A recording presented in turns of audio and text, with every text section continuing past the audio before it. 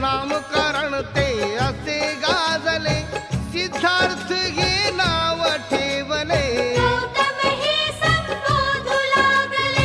बारशाच्या मंगल समयी पडली आजारी महामाया ही, म्हणे आता मी जाते बाई. सिद्धार्थाला जवळ घेतले, प्रजापतीच्या स्वाधीन केले, कंठ दाटला अश्रू आले.